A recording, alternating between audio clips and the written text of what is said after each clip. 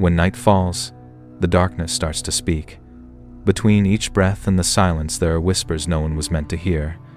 This is Night Whispers, where the dark has a story to tell.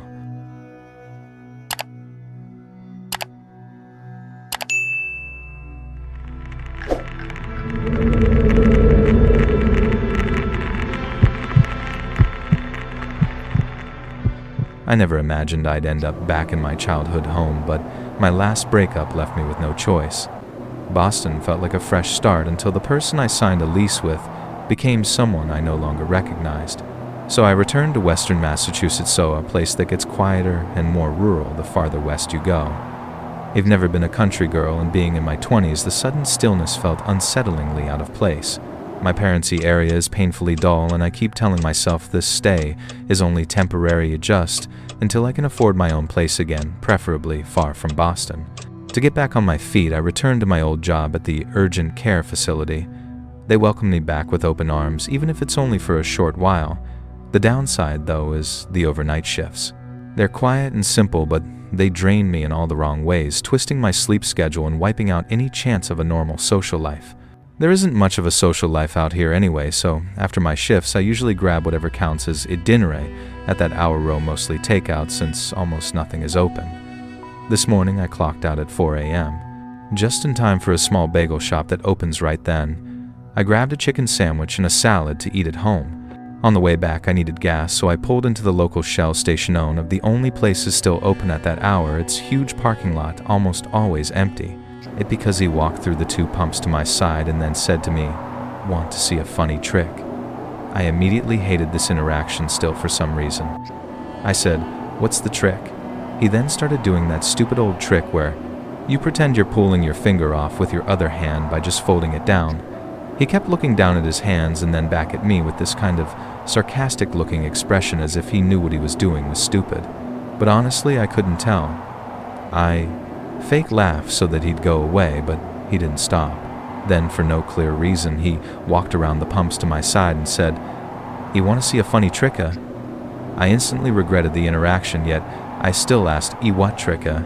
He started doing that childish, finger-pulling illusion folding, one finger down to make it look detached. He kept glancing between his hands and me with a sarcastic, almost mocking expression. I forced a laugh, hoping he'd take the hint and leave, but he kept going unmoved by my discomfort. He kept doing the trick even after I deliberately looked away, pretending not to notice. When I finally heard the click of the nozzle signaling my tank was full, relief washed over me. I latched the pump back in place and rushed inside to get my change. But when I returned, the man was nowhere in sight. His car still there, the hose still pumping. Not wanting to risk another interaction, I hurried into my car and out of pure paranoia checked the back seats just to be sure. After checking the back seat to be sure he wasn't hiding there, I locked the doors and got back on the road. 5 minutes later, I was home, ready for my 4:30 a.m. At dinner. I grabbed the spare key from my parents' hiding spot, unlocked the door, then tucked it back immediately. As always, I locked up behind me and quietly headed to the kitchen, trying not to wake anyone. With only 2 cars in the family, I'd been sharing my mommy's ever since moving back. I never needed a car in Boston, but since moving back, I'd been relying on that hidden spare key to let myself in. As I sat at the table eating, I suddenly heard the front door unlock, open, and close. I froze mid-chew, my heart pounding. "Hey, Mom, Dad," I called out, but no one answered. Oh no, footsteps, nothing. Panic rising, I hurried to the foyer, but it was empty. My stomach dropped. I bolted upstairs to my parents' room and burst in without thinking. I was horrified to find both my parents still in bed, jolted awake by my sudden entrance. I whispered that someone had just come into the house, my voice trembling. My dad immediately jumped up and rushed downstairs, and I followed, keeping close behind.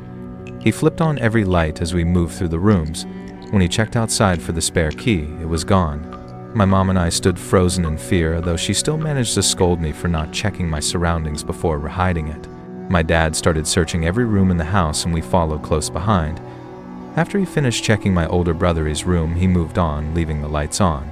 I stayed back, deciding to double-check a few places he might have missed, even though I didn't truly expect to find anyone. I looked under the bed, then inside the closet, saw nothing. So I headed downstairs. My dad was already in the basement, and the thought of going down there alone terrified me. There was no way I was going into the basement on it, even with my dad already down there, so I stayed on the middle floor with my mom. But curiosity kept nagging at me. I walked to the dining room beside the foyer, knelt down and looked under the table, and there he was, the man from the gas station hiding in our house. I recognized him instantly. I screamed with everything I had, and my mom joined in. My 5-year-old dad charged up the stairs ready to fight.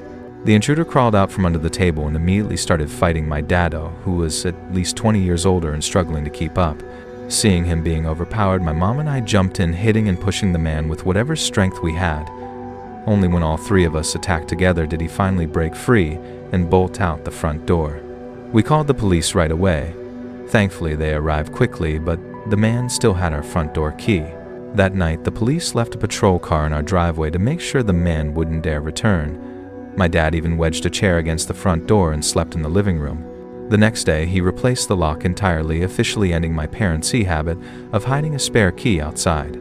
I felt guilty for bringing danger to their home, but I'm convinced the man followed me with his headlights afore never saw a single car behind me on the drive back. I'm grateful my family and I were safe in the end, but the whole ordeal changed something in me. Knowing how easily danger slipped into our home made the quiet town feel even smaller, even less like somewhere I could stay. If anything, it pushed me harder to leave Odo, find a place where I could finally breathe again.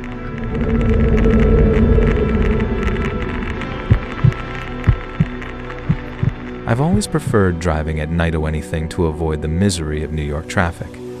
Growing up on Long Island, I learned early just how unbearable the congestion can get. My brother lives in Florida, and I visit him often, even though the drive can stretch to 18 hours depending on when I leave.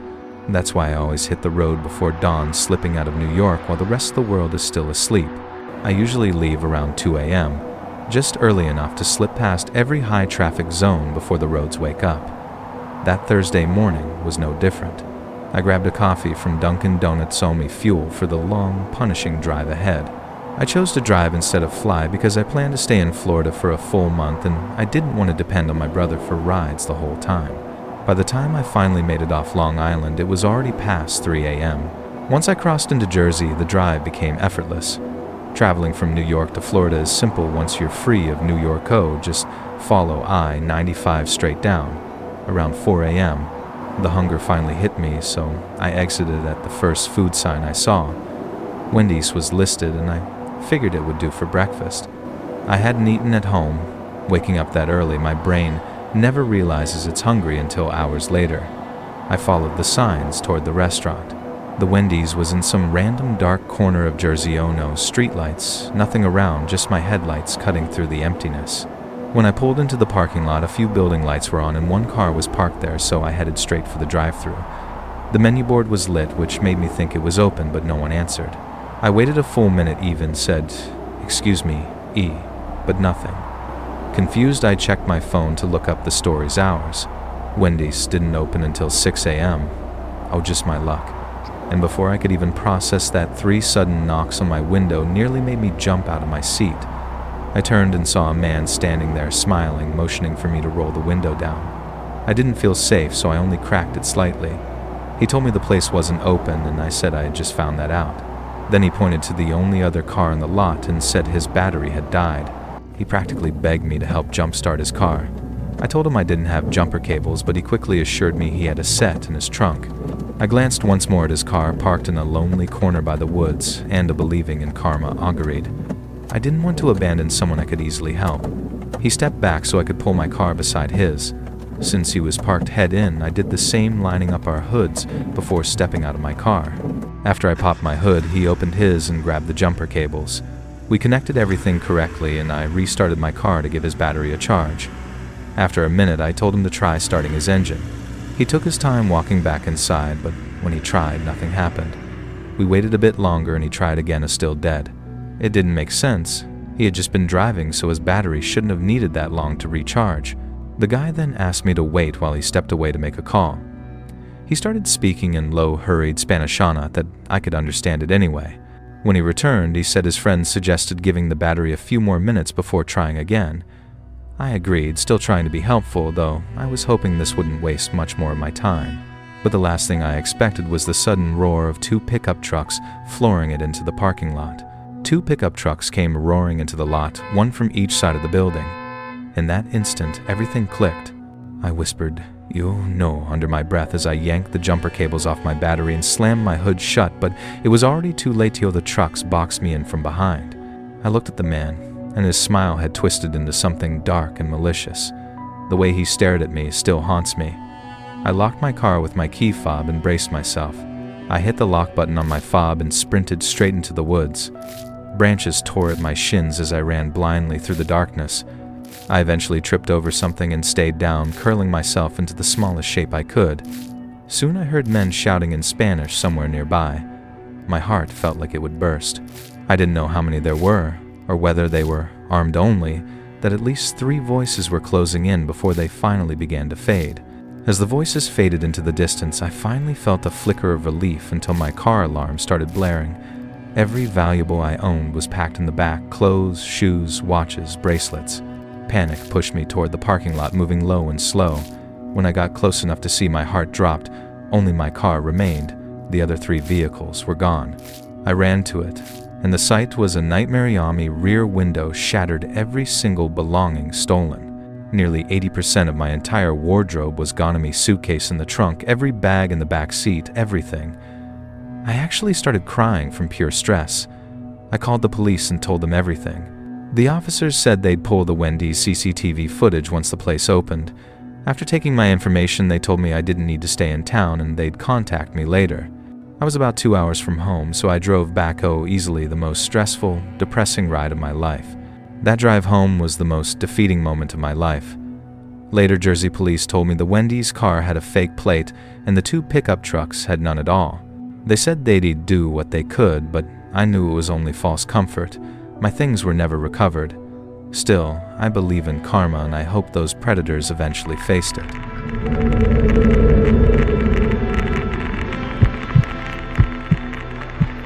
We've all taken a long road trip before, haven't we?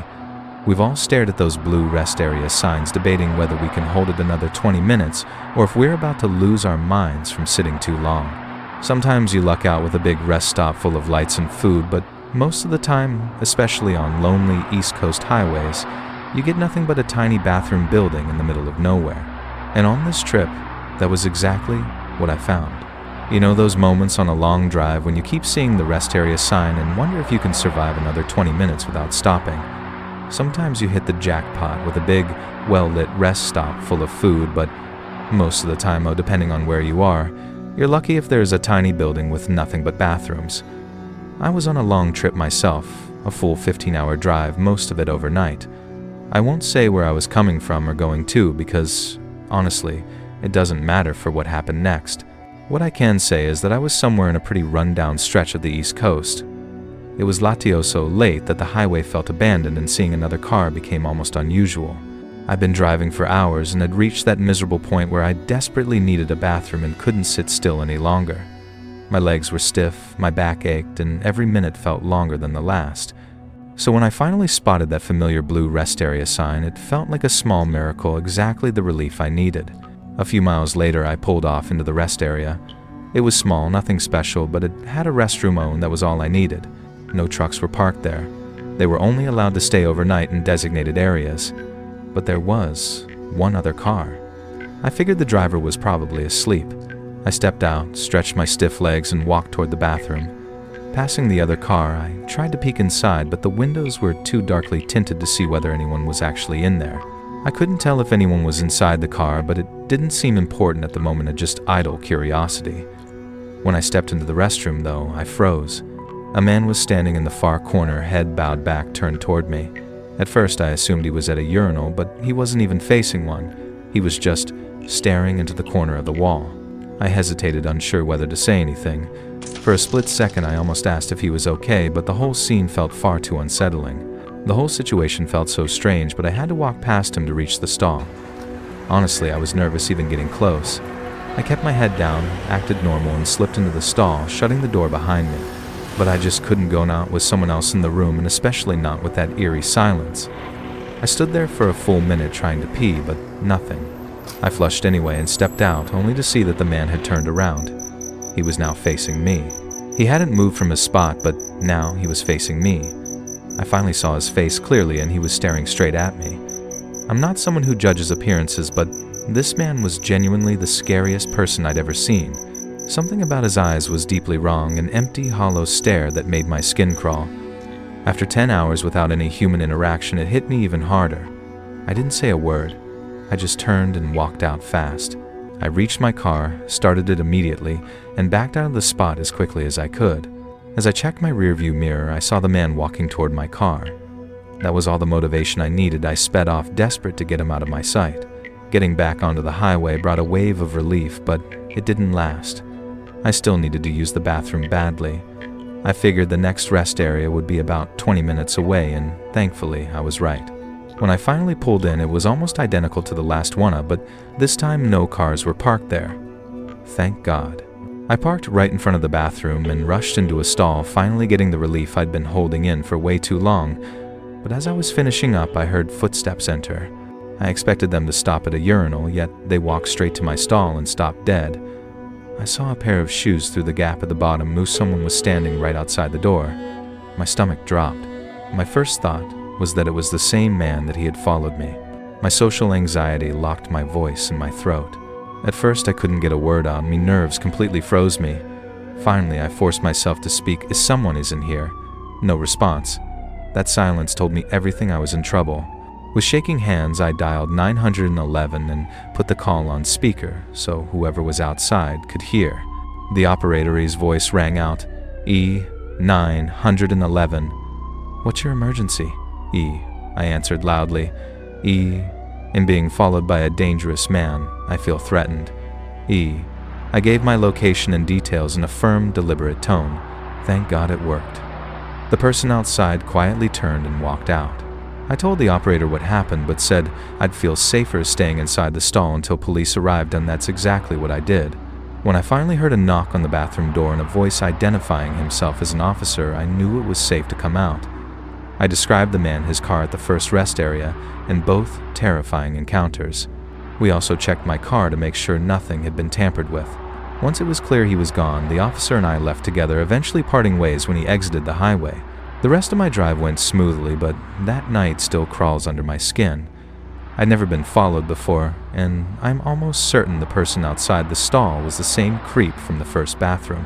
What made it even stranger was that I'm a Gyo. Something like this usually happens to women, but I guess danger doesn't discriminate. It can happen to anyone. Thank you for staying until the end. If the dark didn't scare you away, maybe you belong here. Subscribe to Night Whispers and let the darkness find you again next time.